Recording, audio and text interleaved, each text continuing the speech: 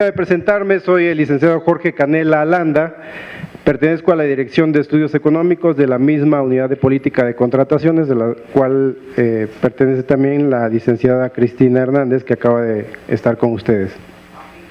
En este caso, en la Dirección de Estudios Económicos, lo que hacemos básicamente son investigaciones de mercado sobre contratos marcos, elaboramos los anexos de contratos marcos, así como los propios contratos.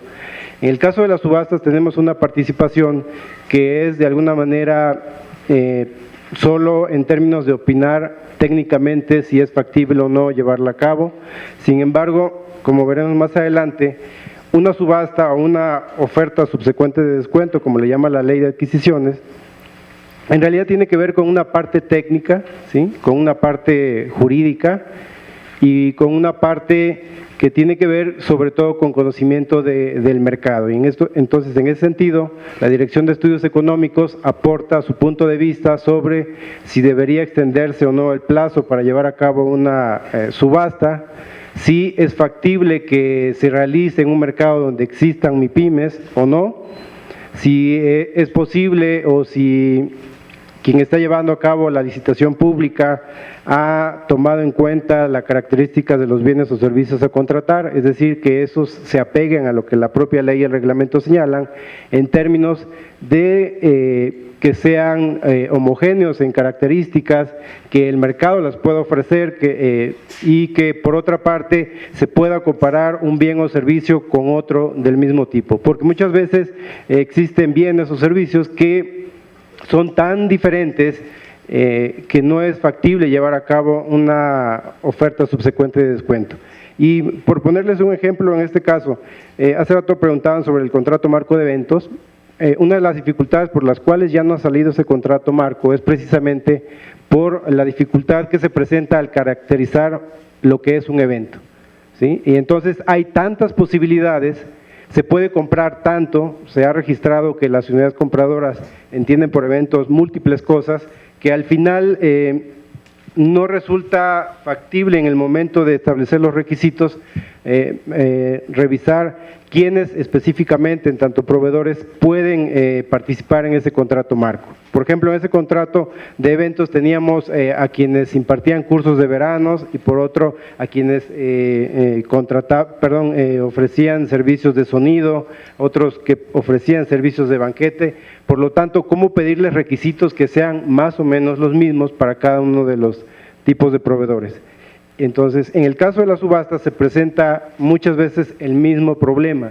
Si los bienes o servicios no son factibles de ser comparados entre sí y no se pueden evaluar en un término de 24 horas, estamos ante un problema y por lo tanto muchas veces cuando nos consultan lo que se recomienda es que no se lleve a cabo la subasta. Pero antes de entrar un poco más al detalle, tengo poco tiempo, 20, 25 minutos, quisiera que este curso lo pudiéramos ver como una alternativa más ante el cajón de herramientas de los procedimientos que la Constitución, la Ley de Adquisiciones y el reglamento señalan, ¿no? Esto, como todos lo sabemos, ante las licitaciones públicas, las adjudicaciones directas o las invitaciones a cuando menos 3, son la posibilidad para todos aquellos que pretendemos contratar algún bien o servicio en el gobierno federal. En el caso de las estrategias de contratación, representan una alternativa que se puede sumar a esos procedimientos. Me ha tocado ver el caso de que a veces se considera que las estrategias representan un obstáculo y no en realidad una ayuda para el propio comprador. Lo que nos ha interesado siempre es coadyuvar en ese sentido de ver cómo se puede mejorar una licitación, ver cómo se puede mejorar una adjudicación directa o una invitación. El caso de los contratos marcos van en ese sentido. Las subastas y las consolidaciones también intentan hacer lo propio. Por lo tanto, ustedes ya vieron que a ese cajón de herramientas le podríamos sumar las consolidaciones y además los contratos marcos. Ya se habló sobre los contratos marcos y al final también existe una duda al respecto, podríamos también tratarla. Y en este caso me toca hacer el repaso de las ofertas subsecuentes de descuento. Que además, déjeme decirle, estaba revisando la estadística y del 2010, que es cuando se instituye el Compranet 5, el que actualmente está vigente a la fecha, se han llevado más o menos a cabo 37 subastas por parte del gobierno federal, lo cual implica un promedio de 5 por año, y casi me atrevería a decir que ni ustedes ni yo estaríamos llevando a cabo una subasta, ¿no? ¿Por qué? Porque requiere un conocimiento especializado, generalmente aplica para compras muy grandes, ¿no? Generalmente las llevan a cabo dependencias o entidades como Comisión Federal de Electricidad, Pemex, el sector salud, específicamente el IMSS. Entonces es difícil que una unidad compradora pequeña lleve a cabo el uso de una subasta. Sin embargo, bueno, esto no opta para que desconozcamos lo que existe y ver si en algún momento aplica a nuestros procedimientos o estrategias.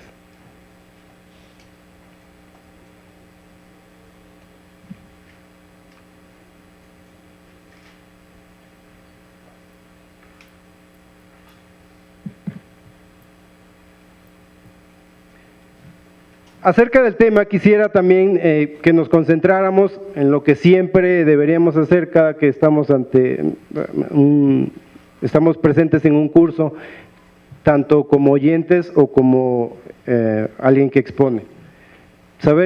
Quisiera sobre todo que entendiéramos qué es una oferta subsecuente de descuento, a quién le aplica, cómo se lleva a cabo, dónde se realiza, cuándo, por qué y para qué, ¿no? Son las preguntas que siempre están presentes cuando tratamos de aprender algo. El qué, el quién, el cómo, el dónde, el cuándo, por qué y el para qué. Y a eso aspiraría simplemente a que nos preguntemos de entrada qué es una subasta.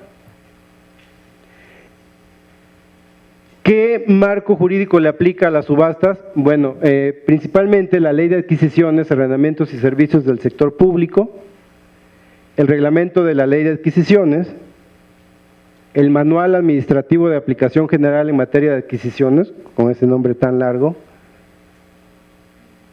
y los lineamientos para la utilización de la modalidad de ofertas subsecuentes de descuento en las licitaciones públicas electrónicas y que además publica la Secretaría de la Función Pública.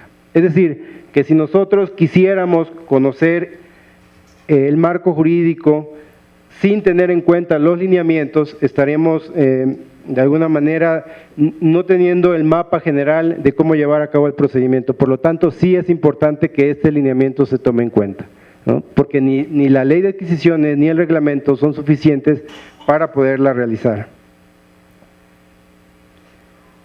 Como definición, una subasta es un mecanismo de compra, ¿sí?, que está asociado a las licitaciones públicas, sean licitaciones públicas nacionales, internacionales, bajo la cobertura de tratados o internacionales abiertas, aplica solamente para las licitaciones públicas, ¿no?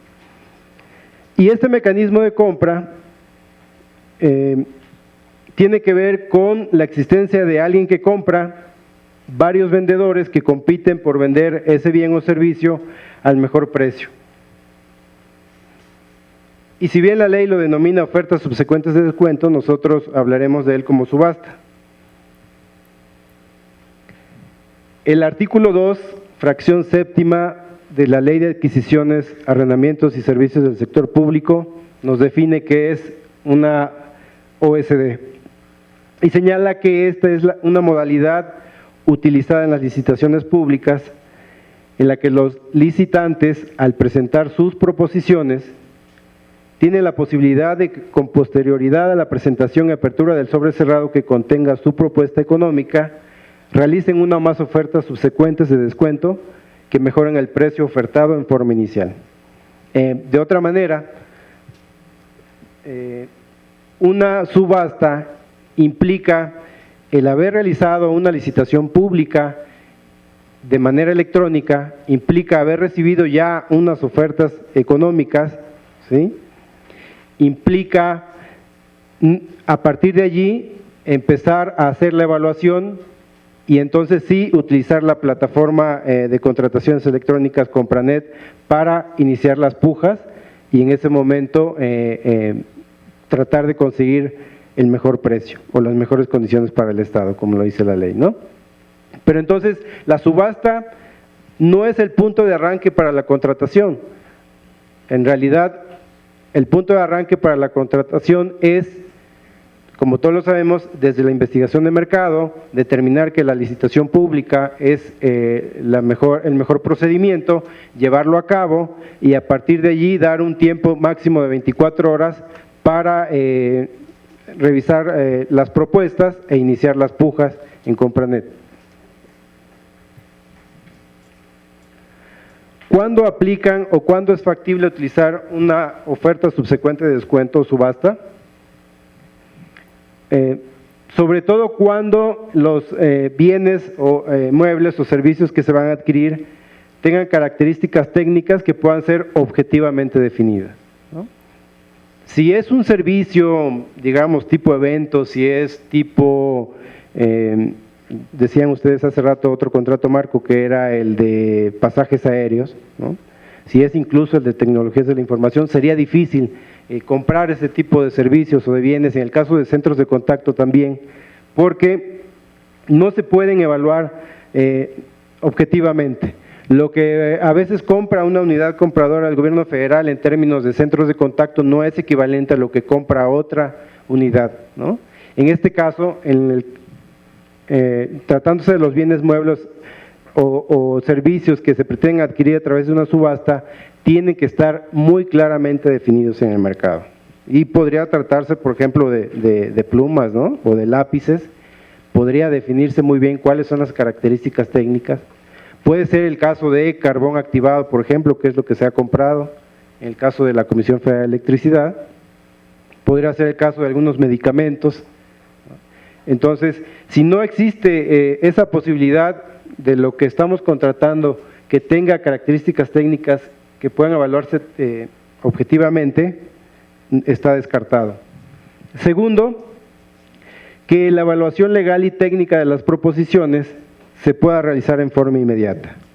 Oye, es que fíjate que ya recibí las propuestas, pero en realidad no sé qué me están ofreciendo, sobre qué me cotizaron. Entonces, cuando ustedes soliciten una ampliación del plazo entre la propia Secretaría de la Función Pública, lo más seguro es que se les dirá que no resulta factible, por lo tanto tendrá que cancelarse esa estrategia. Y existen algunas condiciones para el comprador que deberá cumplir en el caso de tratar de querer llevar a cabo una subasta. El primero es, como ya lo dijimos, que tengan características técnicas objetivamente definidas y estén estandarizadas en el mercado. La segunda, que exista competencia. En la ley, en realidad, en el lineamiento, en el reglamento dicen competitividad. En realidad es lo que en economía se refiere a competencia. Y competencia, quizá ya lo han visto en algún otro curso de investigación de mercado, no tiene que ver únicamente con número de proveedores, sino con qué tanto participa cada uno de esos proveedores en el mercado. Podríamos tener, por ejemplo, 5 proveedores en un mercado y pensar que eso es un mercado competido, cuando en realidad, uno analizando más a fondo, tendríamos el caso en que la participación de uno de ellos es del 95% y el 5% restante de las compras que hace la iniciativa privada y el gobierno federal se la llevan los 4 proveedores restantes, y entonces ahí evidentemente no estaríamos hablando de un mercado competitivo, ¿no? Por lo tanto, no se trata solamente de evaluar en la investigación de mercado el número, ¿no? Aunque la ley nos dice que al menos deben existir 5 licitantes potenciales, ¿sí? Pero esto solo es un valor nominal que debería evaluarse a fondo, es decir, viendo o revisando la participación que tiene cada uno de estos proveedores en las contrataciones públicas. Entonces, es importante que donde se vaya a llevar a cabo una subasta, el mercado tenga condiciones de competencia. Y esto, bueno, no solo es por la propia subasta, en realidad es también por el propio procedimiento por el cual se ha optado, que es una licitación pública. Me parece desastroso que pueda existir una licitación pública en un mercado donde no hay competencias, porque o se declara desierta esa licitación, o segundo, pues cómo obtener las mejores condiciones si en realidad solo existe ese proveedor y el procedimiento no estará influyendo en la capacidad de obtener mayor o menor beneficio. Tercero, que el precio de contratación estimado para cada partida se determine considerando los precios de 3 contrataciones que se hayan celebrado los 3 años previos a la licitación. Esto podría llevarnos a la pregunta, ¿cómo voy entonces a llevar a cabo una OSD si anteriormente no la he realizado, no cumplo con ese requisito, con esa condición, que es tener 3 precios de 3 contrataciones realizadas los 3 años previos al momento en que yo pretendo llevar a cabo la subasta? Y bueno, este tipo de cosas son las que muchas veces nos llegan a la unidad de política de contrataciones en términos de, oye, no tengo este dato, ¿cómo puedo salvar esa situación? Y entonces, lo que a veces se revisa es, si bien la unidad compradora no ha llevado a cabo procedimientos de subasta, podría revisarse quizá que la propia dependencia o entidad los haya realizado, ¿no?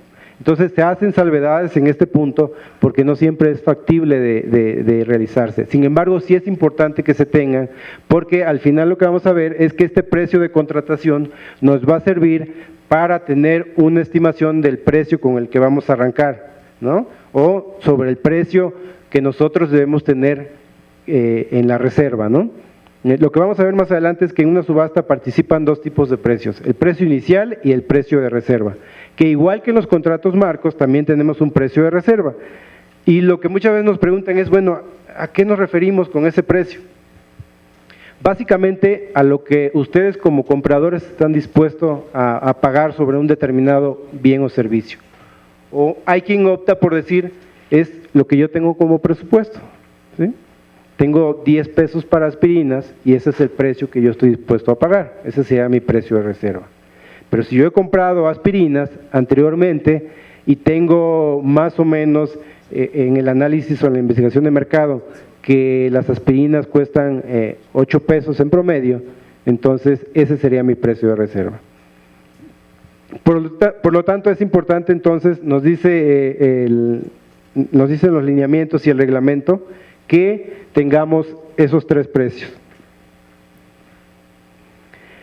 Otro de los puntos que es importante tener en cuenta es que la evaluación legal y técnica de las proposiciones se pueda realizar en un máximo de 24 horas, ¿no? A veces nos llegan consultas de, oye, pero es que requerimos mucho personal para hacer las evaluaciones, requerimos mucha papelería, requerimos mucha coordinación institucional y no me van a alcanzar las 24 horas. Es probable que algo estés haciendo mal ahí, ¿no? Porque generalmente no hay tantas propuestas económicas, ¿no?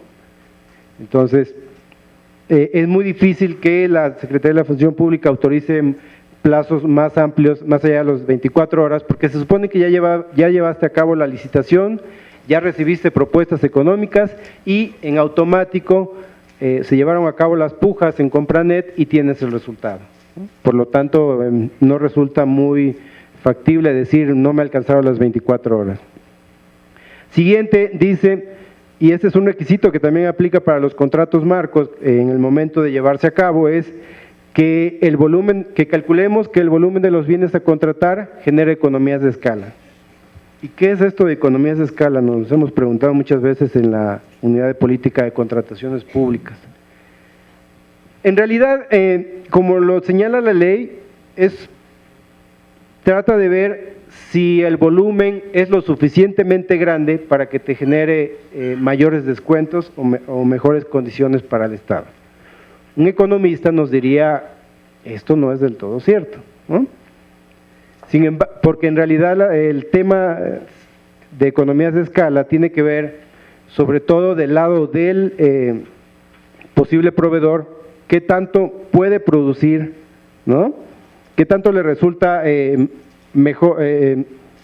Mejor en términos de lograr mayor ganancia, que a medida que aumente la producción, disminuya su costo medio de esta producción. Pero visto de este lado del gobierno federal, visto desde el lado de los compradores, para nosotros economías de escala es que a medida que estemos comprando más, tiendan a disminuir los precios.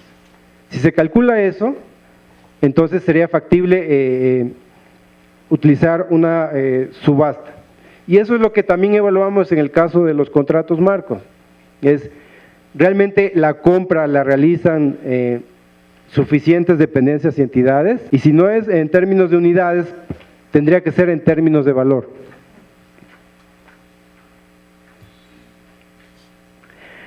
Lo otro es que existe un número de partidas en las cuales puedas dividir tu compra, y estas no deben exceder de 15 partidas.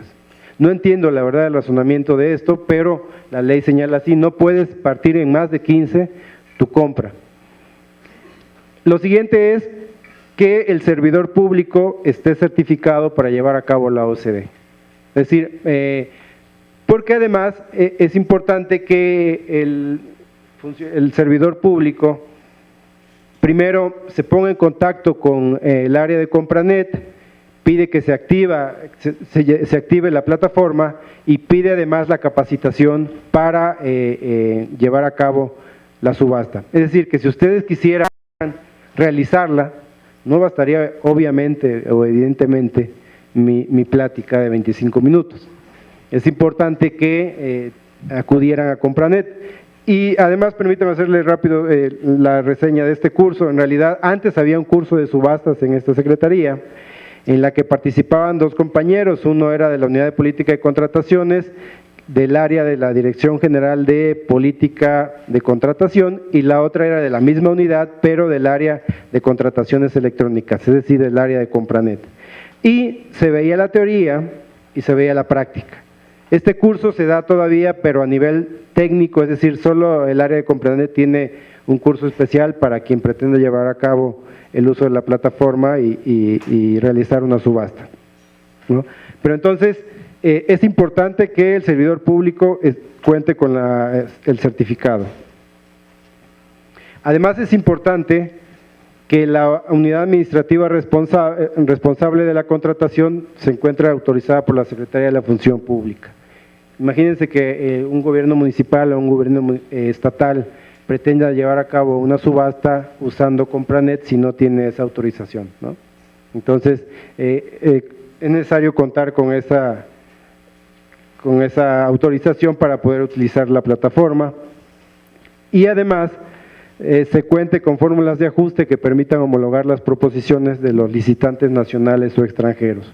Esto es que muchas veces el bien o servicio no se puede contratar solamente a nivel nacional, y entonces estamos ante una subasta internacional y hay que homologar las condiciones y hay que homologar las características de los bienes o servicios, no solo en términos inherentes al propio bien o servicio, sino también en términos de su entrega, ¿no? Imagínense que alguien que venda vacunas, por ejemplo, diga, si es nacional, el proveedor diga, yo te las puedo distribuir en todos los puntos en los que tú lo solicites, y a nivel internacional el otro proveedor diga, yo no te los puedo distribuir, solo los puedo dejar en aduana. Entonces, es importante que ese tipo de situaciones se homologuen al momento de llevar a cabo una subasta, porque de lo contrario se estaría influyendo sobre el precio que pueda presentar cada uno de los posibles proveedores. ¿Cuándo no deberíamos utilizar una subasta? Cuando en ese mercado, a través de nuestra investigación de mercado, encontremos que existen MIPYMES, ¿no? Lo que decía la compañera también, en el caso de las estrategias, lo que hay que cuidar es que no se esté afectando el mercado, y esto implica sobre todo que no se esté afectando a las MIPYMES. Sabemos que más del 95% de las empresas en este país, y no solo en este país, sino en general es una tendencia mundial, son MIPYMES. Entonces, es importante que si encontramos MIPYMES en ese mercado, desistamos de usar una subasta. Sin embargo, sabemos que se llevan a cabo. ¿Por qué? Porque la ley también nos permite que aún habiendo micros, pequeñas y medianas empresas, si éstas logran asociarse y logran presentar propuestas económicas, la ley sí se los permite, ¿no? Pero si detectamos que cada una de las MIPYMES pretende participar por separado, en ese momento nosotros no podemos llevar a cabo la subasta, ¿no?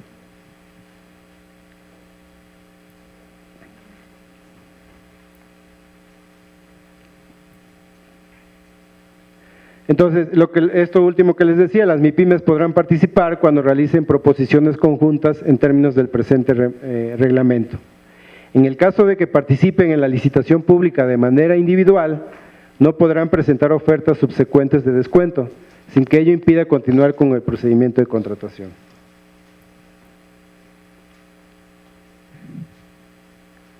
Ahora, aquí hay también una excepción que tiene que ver con la utilización de subastas para el caso de contratar bienes o servicios de mayor complejidad técnica. En este caso es factible, ¿no?, que se cuente con la autorización de la Secretaría de la Función Pública. Es decir, si bien había yo indicado que no se podía hacer en el caso de bienes o servicios complejos, que no son homogéneos técnicamente, podrían existir algunos casos debatibles y para ello entonces tendrían que enviar un oficio al área de normatividad. Normatividad nos pide también un punto de vista técnico y a partir de ahí se decide si es factible o no, ¿no? Entonces, para que lo tengan en cuenta. ¿Quién certifica y capacita en el caso de la utilización de las subastas? A las unidades en el caso de los contratantes, la Unidad de Política de Contrataciones Públicas, ¿no?, en específico la Dirección General Adjunta de de Contrataciones Electrónicas, y en el caso de los licitantes también ellos deben contar con una autorización, y es la Unidad de Política de Contrataciones también la que otorga o proporciona a los licitantes las claves de acceso y certificado digital para que participen. De manera en resumen, podríamos decir que entonces primero se lleva a cabo un proceso de licitación, los posibles proveedores presentan sus proposiciones económicas, después quien está a cargo de la licitación pública y de la evaluación hace la apertura de las propuestas económicas. Obviamente esta apertura no es pública, ¿no?, y a partir de allí determina cuál es la oferta o la propuesta más baja en términos económicos, para después salir con ese precio a realizar una subasta, y este precio sería el precio inicial, ¿no? Recordarán que también dije que siempre que vamos a llevar una compra tenemos un precio de reserva, ¿no? Entonces, con ambos precios es como se lleva a cabo la subasta. Y además esto implicará que si bien ya los proveedores presentaron sus ofertas económicas y van a hacer una segunda presentación de ofertas económicas, lo que sí no se puede hacer y no es factible es que en ese momento pretendan variar las características técnicas y de calidad de ese bien o servicio, ¿no? Es decir, solo lo único que podría variar son los precios, pero no así los bienes o servicios en términos de sus calidades o características. ¿Hasta aquí alguna duda? Sí. Adelante, por favor. Es una duda y un comentario, Sí. Uno de los promotores más importantes de esta subasta a la inversa es precisamente el presidente de Ecuador. Creo que no hace falta, hizo el comentario en alguna ocasión que siguiendo el modelo mexicano en la adquisición de vehículos, habían adquirido vehículos con un 25% de descuento, es decir, que en el mercado alcanzó con esta subasta a la inversa un beneficio del 25% del precio. Es increíble, y ahorita por lo que se expuso, que en este país, nuestro país, ¿sí?, sea el promotor el que inició esto que inclusive este modelo, y él lo dice en algunas conferencias en la Sorbona y en otras universidades, él hace este señalamiento enfático que tomando el modelo mexicano, él ha aplicado esto en varias operaciones. Y a mí lo que me sorprende es que solamente en 3 rubros se están utilizando la subasta a la inversa, lo del carbón que se acaba de comentar. ¿Sí escuchan bien? Perdón. A mí me sorprende que allá haya tenido grandes resultados y me impresiona la cantidad de requisitos que se aplican a nivel nacional que la hacen imposible. Yo quisiera cuestionar una cosa, ¿qué a poco no será posible aplicar como el modelo de la Bimbo en su momento, quien tiene un parque vehicular muy grande para distribuir todos sus productos a nivel nacional, que pidió a sus proveedores, quiero un camioncito que sea de estas peculiaridades, que era el tradicional camioncito que conocíamos de Bimbo? ¿Qué a poco no habrá el ingenio, la capacidad, la creatividad y todo lo demás para decirle a todos los posibles proveedores a nivel nacional e internacional, necesitamos vehículos para el gobierno federal con tales peculiaridades? Llámese rubro tradicional, para el servicio público, para cosas, tareas tradicionales. Para seguridad pública necesitamos un vehículo muy especializado y nuestras especificaciones técnicas son esta, y esta. ¿Sí? ¿Será posible? ¿Sí? Yo estoy seguro que una gran cantidad de proveedores a nivel nacional o internacional levantarían la mano y dirían, me interesa participar y me interesa aportar. Desgraciadamente se han derramado miles de millones de pesos, ¿sí? Comprando aquí, comprando allá, cuando estamos viendo, y de las cifras que nos dio la licenciada que expuso con anterioridad, que el beneficio mayor de ahorros estaba en estas OSDs. Es increíble que no se pueda hacer en otros rubros. Pueden ser vehículos, pueden ser muchos productos que a nivel nacional se utilizan y con grandes ahorros. Es lamentable que de pronto a veces se colapse los resultados de la labor pública, los resultados de los ahorros públicos, con requisitos, pedir certificado, pedir esto, pedir constancia, cuando eso no es tan relevante, Creo que esas condicionantes tienen que soslayarse de alguna forma, porque lo único que advierten es de que ahí hay una facultad discrecional que está realmente generándole un perjuicio a la administración pública. Ya hice todo este comentario. Lo que sí me interesaría saber es, ¿habrá posibilidad de revertir esto? Bueno, las contrataciones públicas son un asunto político también, ¿no? Son un asunto legal, son un asunto técnico, son un asunto político en tanto política pública. Por lo tanto, quizá la dificultad de una contratación pública aplicando un procedimiento de licitación, y si esta licitación es nacional o es internacional bajo la cobertura de tratados o internacional abierta, o si es utilizando una subasta o una consolidación o un contrato marco, necesariamente va a generar polémica, porque terminará afectando a unos y ayudando a otros, lo queramos o no, ¿no? Son decisiones que al final tienen repercusiones para bien y para mal, y siempre la contraparte, la que se ve afectada, al final sale a medios, y esto hace ver las cosas como no necesariamente son, ¿no? Entonces, en el caso de una subasta, si bien, como decía usted, alguien ha vendido que técnicamente es buena, a mí me parece que sí, realmente es buena, es factible. Por aquí traigo una tabla donde dice los mayores ahorros, ¿no? Ustedes pueden ver, el cálculo está a 2012, son en el caso de subastas, ¿no? 7,000 millones, compras consolidadas 2,000 millones, contratos marcos 1,000 millones, ¿no?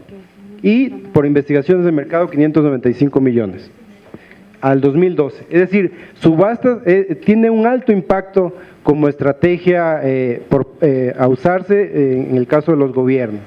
Sin embargo, la pregunta aquí es ¿quién se avienta a llevar a cabo esa licitación? ¿No? Máxime cuando hay ejemplos de que cada vez resulta complicado hacer compras estratosféricas porque o bien afectas a las MIPYMES o bien afectas a ciertos sectores, ¿no? Entonces, esa es la complicación. Segundo, el gobierno federal ha tratado de mejorar estas discreciones a través precisamente de los procedimientos de contratación. Lo que hemos visto es que muchas veces se piden requisitos que suelen ser excesivos o que suelen marcar una tendencia en la contratación, ¿no? Y que incluso cuando existe ya la estrategia de contratación, la unidad compradora lo que hace es que aunado a los requisitos que ya se solicitaron al posible proveedor, agrega otros. Y el reclamo que viene ahí es, ¿por qué se hace eso? Primero porque hay un asunto de capacitación de quien lleva a cabo la compra. Si nosotros no logramos transmitir una buena capacitación, entonces ustedes en el momento de realizar la compra, muchas veces no saben hacia dónde tomar la decisión, agrego más requisitos, no los agrego, ¿no? Y segundo, es que a veces lo que se puede contratar a través de la estrategia no es exactamente lo que ustedes requieren, pero quieren meter con calzador esa contratación para que resulte de alguna manera más sencillo, pero por otro me permita hacer lo que yo quiero hacer, ¿no? Entonces, en el caso hemos visto, por ejemplo, en centros de contacto, de verdad contrataciones donde decían yo quiero que el servicio de cableado sea de tal calibre, de tal color y además que el posible proveedor tenga instalaciones a no más de 20 kilómetros a la redonda de mi dependencia o entidad. Y nosotros nos preguntamos si este es un servicio que se puede dar de manera remota y lo mismo se da en China, que en España, que en El Salvador o en México, ¿tiene sentido pedir ese requisito de a 20 kilómetros a la redonda? No. Entonces, cada vez más lo que se intenta es dar a conocer que hay requisitos que no son necesarios. Sin embargo, también hay que tener en cuenta que cuando Bimbo compra, siendo una empresa particular, una empresa privada, y cuando el gobierno federal compra, llámese dependencias o entidades y unidades compradoras, pues tenemos dos maneras distintas de llevar a cabo la contratación. Nosotros lo hacemos a partir de un marco jurídico, ¿no? Lo hacemos a partir de leyes, de reglamentos, de lineamientos, de pobalines, etcétera, y eso hace que entonces tengamos que transitar por una vía que suele resultar complicada, que suele resultar necesaria para entregar buenos resultados también, ¿no? Para que estos puedan ser apegados a derechos, sean transparentes, se pueda conocer cómo se lleva a cabo la compra. Entonces, termino diciendo simplemente que es importante que nosotros evaluemos desde nuestras unidades compradoras si es factible utilizar alguna de estas estrategias, ¿no? No solo porque nosotros las estemos proponiendo como unidad de política de contrataciones, sino que evalúen que, como lo decía yo al principio, en el cajón de herramientas podemos sumarle estos tres procedimientos y evaluar cuáles aplican a cada uno de ellos, ¿no? ¿Alguna otra pregunta?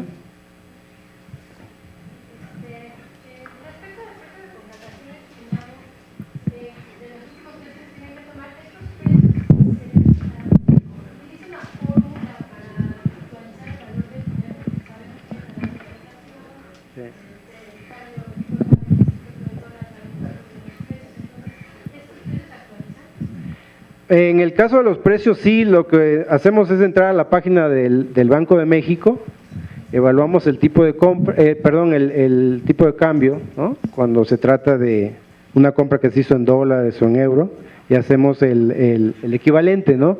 Pero sí, generalmente hay que aplicar un índice, también puede ser un índice de precios del consumidor, dependiendo del bien o servicio que se está adquiriendo, ¿no? Ajá, pero existen fórmulas para actualizar el dinero, como la VPN y varias cosas, esas no se utilizan.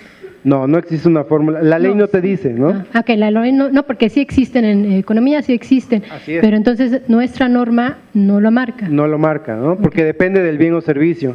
Ok, gracias. Entonces, y tampoco, lo que sí no resulta apropiado, es decir, que hace 5 años me costó 5 pesos un lápiz y ahora quiero comprarlo igual al mismo precio, ¿no?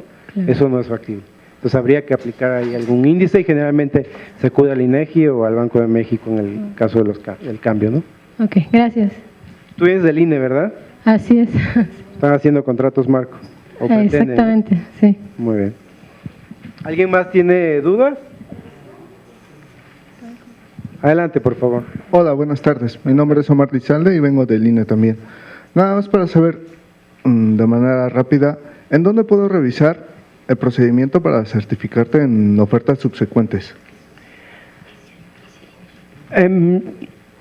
Exactamente no lo sé. Tendrías que acudir al call center, ¿no?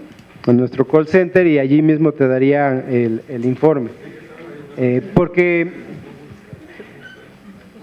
si te mando directamente con alguna persona es probable que no sea la adecuada, ¿no? Entonces ellos saben específicamente con quién te manda.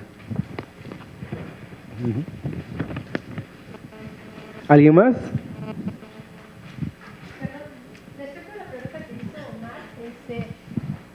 Gracias. El Instituto Nacional Electoral sabemos que tiene norma propia, ¿no? Porque es un organismo autónomo, pero ¿cabría la posibilidad de que se registre o se certifique ante la función pública para esto? O bueno, obviamente pues lo tiene que revisar en su propia norma.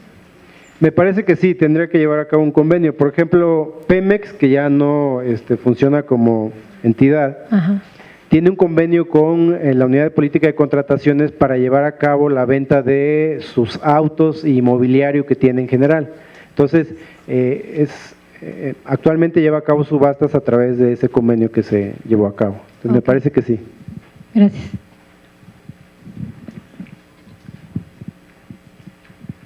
¿Alguien más? ¿Contratos marcos? ¿Alguna duda? No fue el tema que di, pero es lo que trabajo.